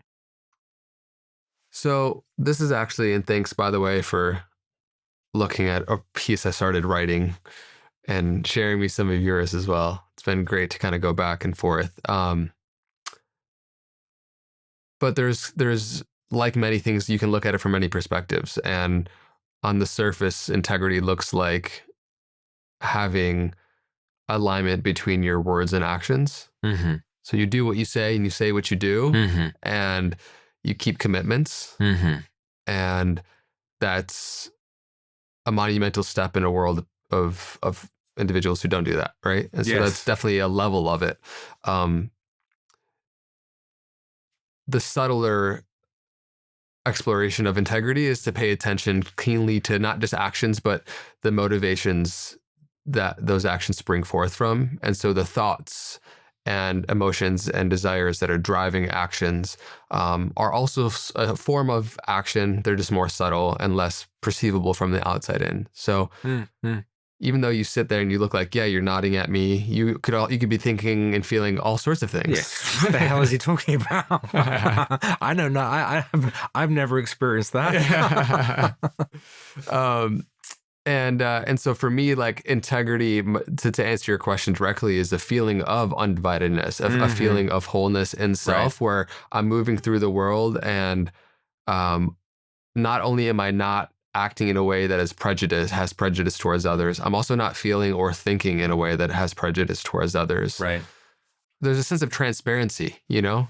Yes. Yeah. So I think the first thing is if we recognize that, within us we have all these levels of development, right? We have the animal, we have the kind of the child, we have all the levels of development that are out there in the world within us. So the first thing, integrity, has to do with the fact that you have a line of communication all the way through, right? So that means that there's all of the parts of you, all of the levels of development are welcomed and embraced in a radical wholeness. Like there's a sense of wholeness because you have been willing to feel and know all of the different parts of you. So, for instance, the part of you, as we said, like that has a sense of destiny, the part of you that is sensitive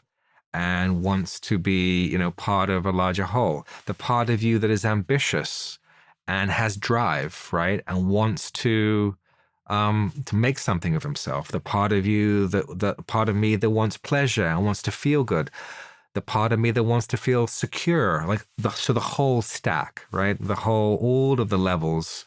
So first, there's that kind of integrity, which I think that's our psychological integrity. And for sure, there's also a kind of physiological dimension of that, because I think it's difficult to have that and kind of like walk through the world. Like there's a sense I have that integrity has a relationship to architecture and structure, that there's actually structure that is able to handle pressure, right? Yeah, you look at a system or a building that was architected well, you would say it has integrity. It has integrity, Yeah. right? So the personality structure has integrity, and the anatomical structure has integrity. And all the ancients said that there's some relationship between the two. Not exactly the same, meaning you could have back issues and have super psychological integrity, but to the extent that the training in hatha yoga is really a training in like how to hold and how to have integrity. So that's what you alluded to, is like a radical wholeness to the whole of your interior, like your interior family, and that you're not. I'm not surprised by any one particular part. It doesn't matter if I feel anxiety. If I recognize that I'm anxious, then I won't be motivated by anxiety, right? So that there's a degree of transparency with your experience. I think that I like to look at this model of beauty, truth, and goodness. So the interior piece, I think, has got to do with beauty and perspective. so that you have integrity in your perspective. You have integrity in how you see the world. There's also the relationship with that in order to be full integrity, there also has to be a integrity with culture. Meaning we have to be able and willing to see all of the levels of development within culture and be able to see them in a non-reactive way, understanding where people are at without being pulled by it, so that we could actually have a sense of radical wholeness with what's happening with the world, and therefore actually respond in an appropriate way. And I think the third part of integrity has to do with like a kind of evolutionary integrity, which is what we kind of started with, which is if you and I are part of this larger planetary system, and that planetary system is going through a transformative phase, your alignment, my alignment with that is the deepest form of aligning with gravity. To really have integrity with your anatomy, you have to be able to like let go so that you can actually be upright. But to let go physically means you actually have to recognize that there's a force that's coming through you and taking you into the ground. That force, which is, we call it gravity, but from a psychological force, you could almost say that it is like love pulling you into matter. There is a comparable dimension to that, which is the planet itself, as I said, is doing something right now. And are we aligned with that?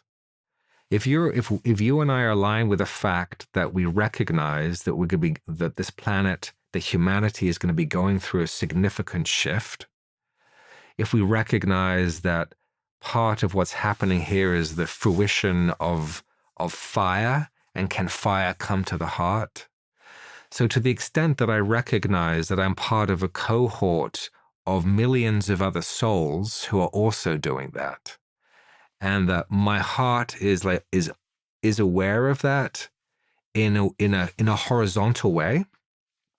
So paradoxically, and this comes back to the crucifixion metaphor, that actually integrity has to do with a horizontal degree of embrace of your brothers and your sisters, and a vertical degree of release into like what's happening in sacred world, like arms wide and verticality. And when you get both of those two, like the sense of like sacred verticality and horizontal, and the ability to maintain both, I think that's then that's some strong integrity. Yeah.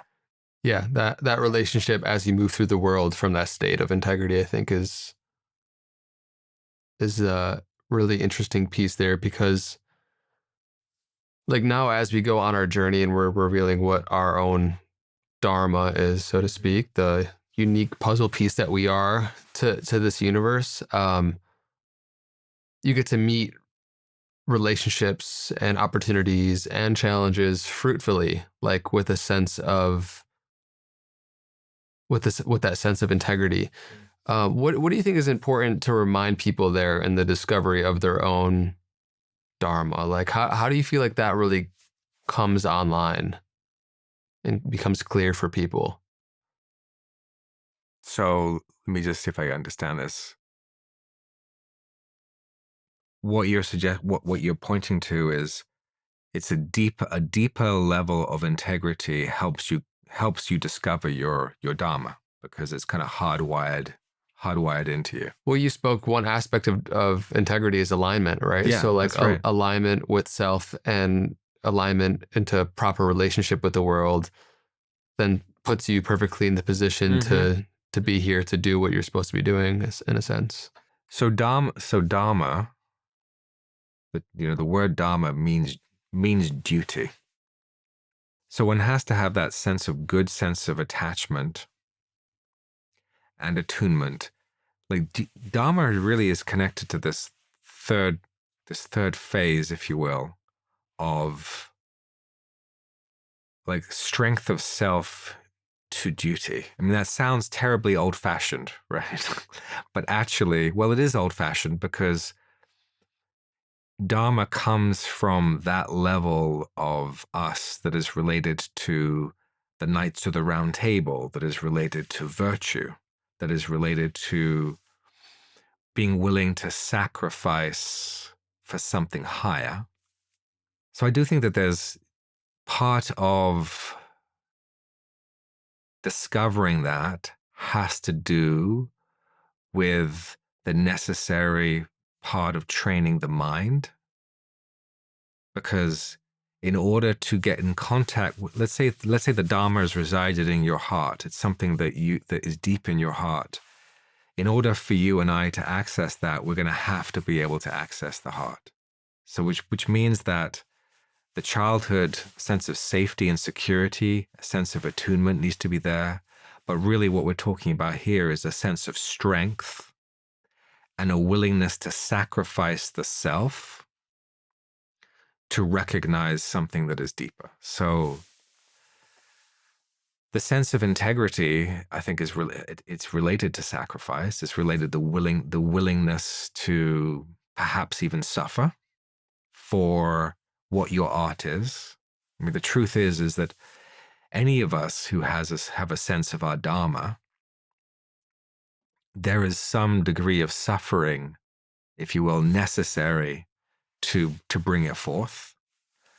Right? Even if that suffering is having to go to school or having to, right? So there is some friction that needs to happen. So it needs dharma needs a strong sense of self in order to be able to carry it. Does that speak to what you're asking me? Kind of. Yeah, I think what I'm interested here maybe,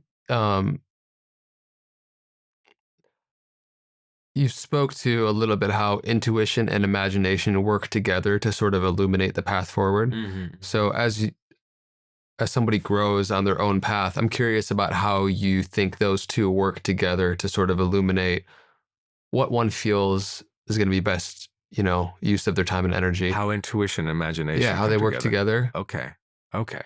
As a way of revealing dharma.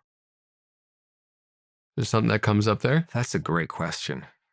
If our intuition, what we're saying is there's lower kind of hunches, but what we're talking about here is heartfelt, right? Our heartfelt intuition.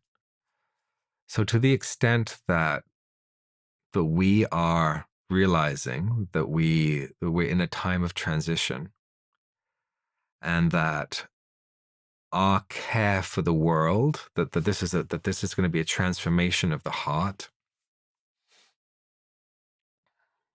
that it's about the technologies of love, the technologies of resonance, or it goes the other way.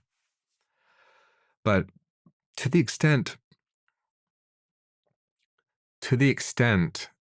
that you allow your intuition into your imagination. So what does that mean? It does mean that we have to be able to imagine that world that our hearts know is good and true and beautiful.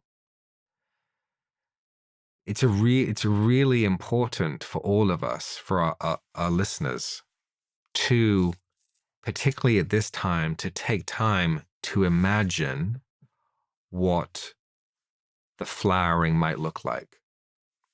Because it's the imagination of the world. It's how we imagine the world to be. That's really what filters down into the physical world. So the first thing is we have to imagine what that future looks like, and also have a sense and imagine like what's your role in that world, right? there's another way of thinking about this, and just play with me a little bit on this. But let's say at night we fall asleep and we leave our bodies, and that world that we know is true and beautiful, we're actually already, that civilization already exists. The problem is, as all the great sages have said, is the amnesia, that when we come back, we're not able to remember. And so many of the initiatory systems are about remembering.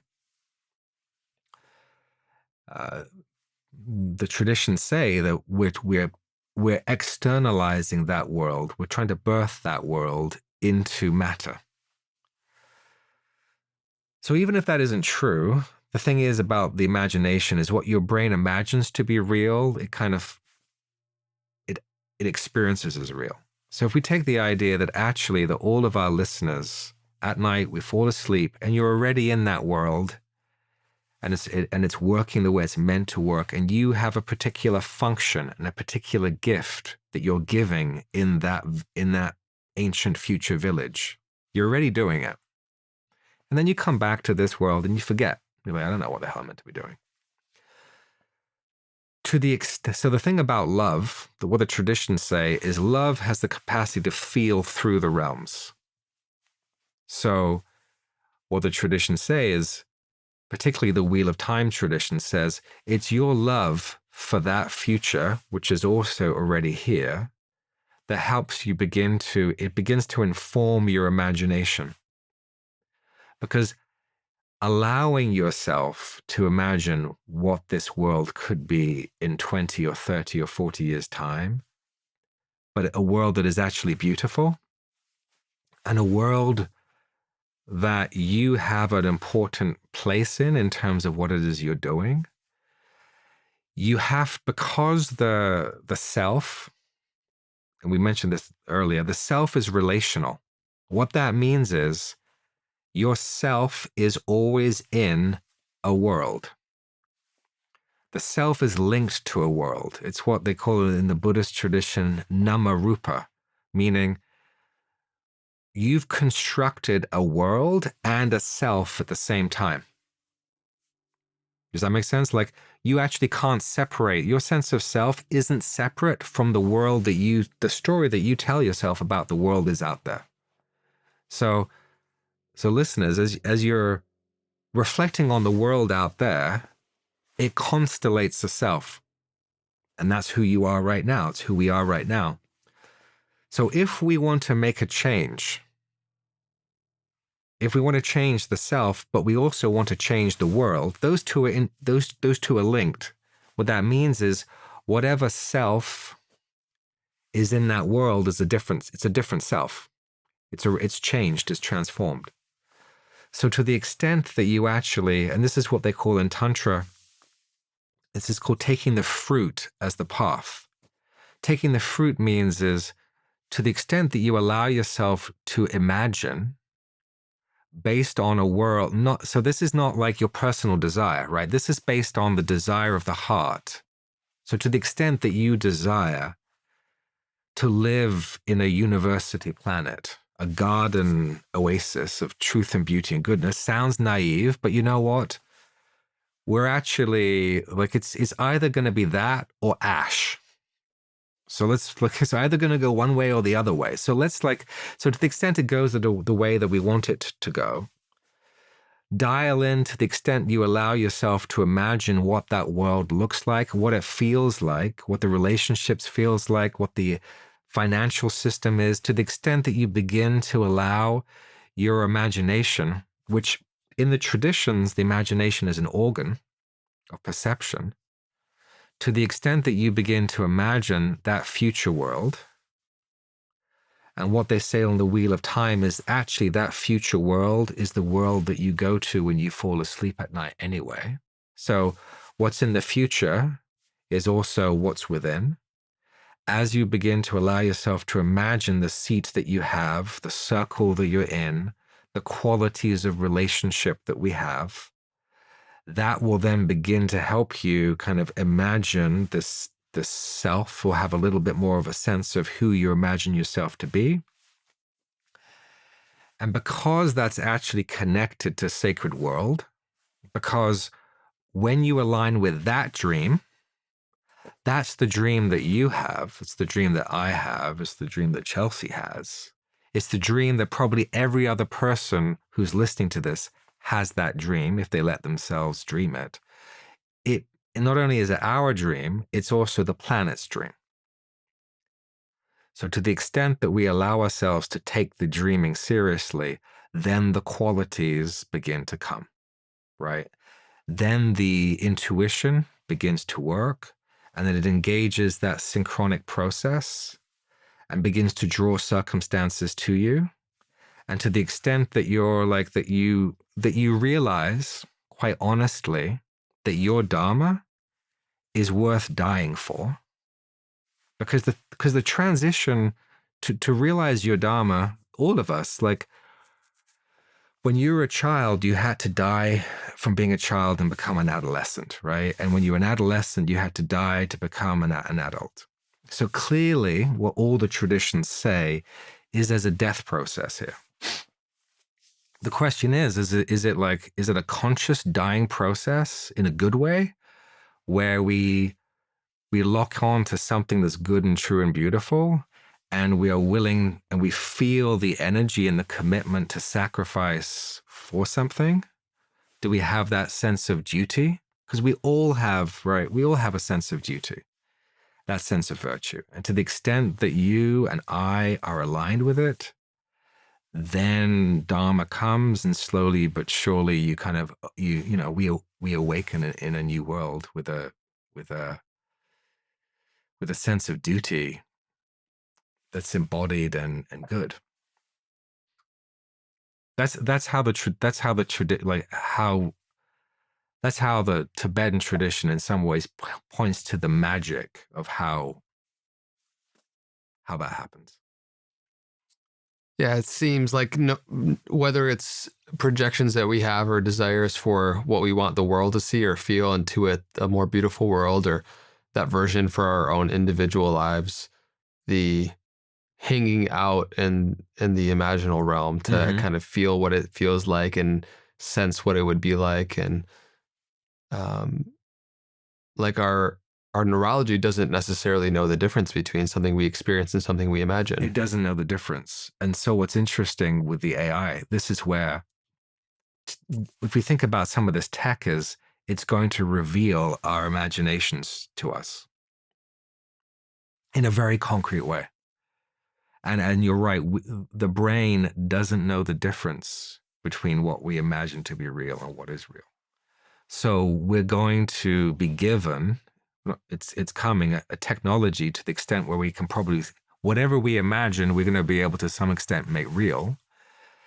So the question is like, our imaginations aligned with like beauty, truth, and goodness? Because I think that's the judgment.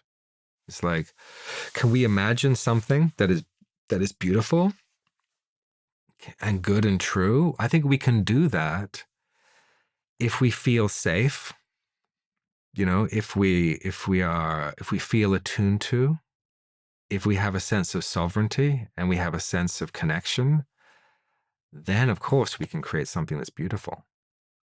On the other hand, if we don't, then I thought, we see so much of that kind of apocalyptic imagery in the collective conscious. It's interesting because we see that in the movies. We don't see a lot of what's possible, or what could be beautiful. I mean, when I think of like movies, like it's only maybe in like Marvel with Wakanda that you get a sense of like, well, what could be something that was high tech and included these previous levels of development. We don't have a lot of that. And so we all need to be willing to imagine it together. Seems like it really comes to be through, well, one, conversation. Like we talk about it. What does it feel like? What is it like? Because your vision of a more beautiful world is probably slightly different, although overlapping in many different ways than my own, right? Yes. And in talking about it, and I think that's why it's so community is so important also, is because we kind of fill in the gaps. Two things that come to mind. One is a fellow teacher of mine who he's been doing some of this envisioning work with some of his core students separately, and then they come back together. And of course, they're surprised as to how much they're beginning to agree on these pieces. And I've also seen, I saw a piece of work just recently where a colleague, Skylar and Ari, came back from the Netherlands, where essentially what they had done was interview a whole community of people about what they envisioned together, and then kind of took all of that, processed it, and then generated an AI movie so that they could all begin to see and share together in that dream. So I think you're right. Like, we have to communicate with one another. We have to share with one another. One of the things I like to say to my students is communion, communication, community, commons. Like that, we need to have a sense, we need to have an experience of that communion. We then need to learn to be able to stay in that field of communion and start sharing it with one another.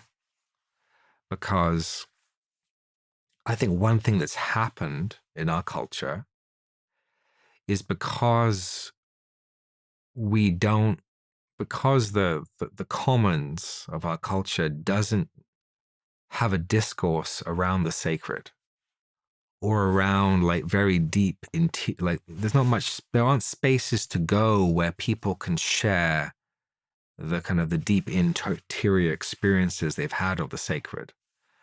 So because we don't communicate with one another, we don't know the jewels that each of us are holding.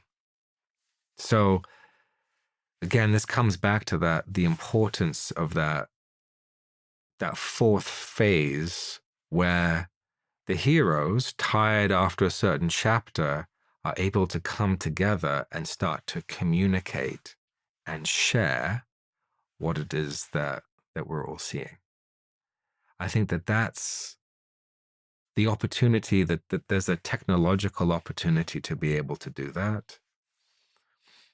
It's in some ways, actually, I think that's part of our duty, right? Our duty right now, and for our listeners, is recognize we've all been on that heroic individualistic phase, and there's a need for us to be able to come together and begin to share and communicate what it is that we're seeing.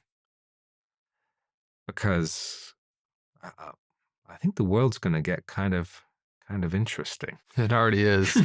It's more and more by the day. Yeah. What do you think, with the context of this whole prior conversation, would be important that we haven't already? Is there something that comes to mind that feels pertinent? Wow. Jean? I think the one thing that is pertinent is that, and just important, is that every listener here recognizes that they're part of a larger cohort, that they're not alone, right? And that when you're not alone, wherever you are right now as you're listening to this, that whilst you might be alone physically, just be open to the fact and the truth that there are hundreds and thousands and millions of other souls on this planet right now that love you, that see the world that wants to be born, and that we can rely upon that as a source of strength in these coming years. I think we're not alone. It's the sense of separation that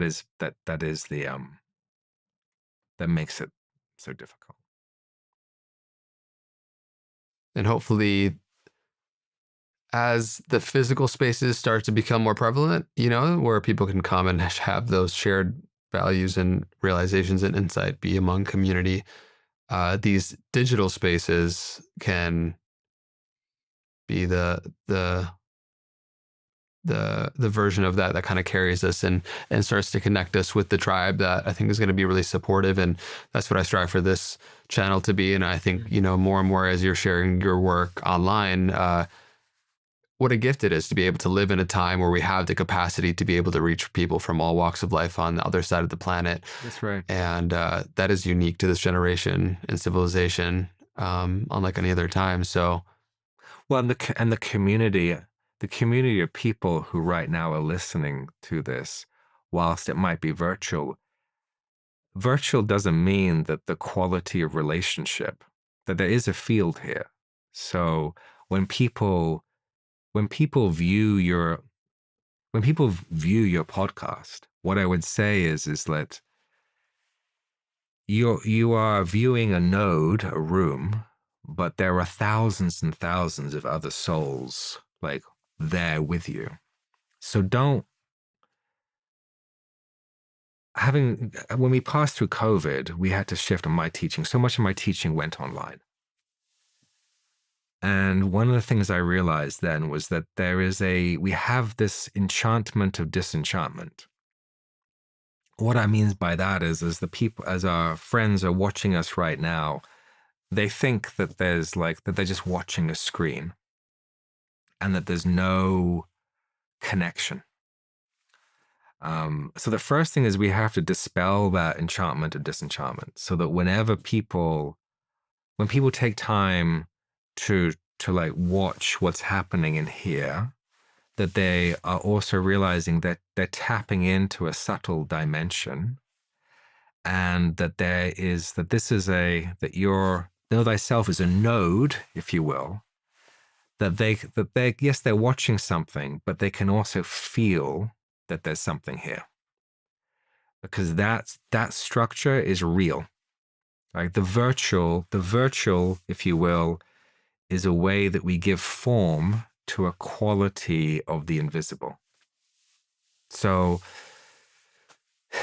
yeah, you have a real community here, and no doubt as it continues to build, it's gonna precipitate more and more into actual gatherings, with real events. yeah, no, it's happening, and I'm very excited for it, because no doubt you can feel connected to a community. I certainly do. I know by virtue of the comments, people feel very connected to not only the ideas that are being talked about on the podcast, but the tribe that's all tuning into it as well. I'm excited for it to be translated also to more in-person stuff. If people want to get connected to the nodes you're putting out there and the offerings that you have, we'll leave links down in the description where people can stay connected with you and your work. But what's the most, what's coming up? So, we offer well, the first thing is that we have a New Year retreat that's called Embodying the Open Ground. And that retreat, I think that's the 2nd to the 4th of January 2026. The open ground work is the synthesis of the non-dual with the deep attachment healing. So that is one of the cycles of teaching that we teach. It's super accessible, and it works with healing those attachment injuries and opening up the kind of the non-dual love, wisdom, mind simultaneously. So that's super accessible, and people really, really enjoy that. We have a 2-year program, so that begins every fall. So next fall we have the Cedar cohort. We've had an Aspen and a Banyan, and so we have the Cedar cohort, and that begins in the fall of next year, the fall of 2026. And that's a Bodhisattva, a planetary Bodhisattva training. So essentially, within the kind of within the context of the Bodhisattva tradition of Christ consciousness, it's really a a training for those who are engaged in or interested in what does that path look like in the 21st century. So that's in the fall, and we have an intro. So if you're interested in that, then there's an intro in April. It's like a weekend, 24th to the 26th of next year, of 2026. So we have that open retreat, open ground. There's an intro, and then we have the full kind of 2-year curriculum. And folks can go to the website, www. Do people still say that? Just you. Just me? PlanetaryDharma.com. And they can find out more information there. Sweet. Yeah. We'll leave links down below. I know some people from our last conversation attended and your work, and we're definitely positively impacted. So happy to support. And yeah, man, thank you. It's been a pleasure to continue to dive in and be in conversation together. And my pleasure. Bust out the whiteboard and talk about planetary transformation. Let both of our nerdy little boys come out. It's great. Yeah, thank you. And we were going to record a meditation later, and we'll just leave that as a gift so that folks can access that on the Clips channel. Yeah, we can definitely do that. Great. Thank you, man. Thank you. Yeah. For anybody who wants to listen to that guided meditation process, we'll just leave a link down in the description to view that on YouTube. Great. And go from there. Thank you, everybody, for tuning in. Thank you. Yeah. Chelsea, thank you. Till next time, be well.